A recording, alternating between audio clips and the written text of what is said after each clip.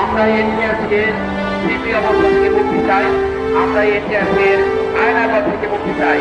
আমরা মাননীয় প্রধান উপদেষ্টা হস্তক্ষেপের মাধ্যমে বঞ্চিত নিবন্ধিত শিক্ষকদের অধিকার চাই।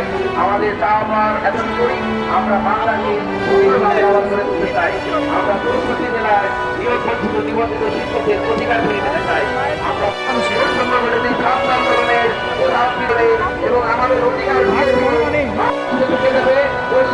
ছাত্র আন্দোলনের প্রকৃত উদ্দেশ্য দেওয়া হবে। ঠিক আমরা যে পরিচিত হবো প্রকৃতপক্ষে যোগ্যতা অর্জন করে কথা না দেওয়ার যে ব্যর্থতা জন্য দেশ স্বাধীন হয়েছে, আমাদের চাকরি না দিলে সেই এজেন্ডাই তো বাস্তবায়ন হবে। কারণ বৈষম্য দূরীকরণের জন্য আমরাই তো বৈষম্যের শিকার, এটা সবচেয়ে বড় বৈষম্য।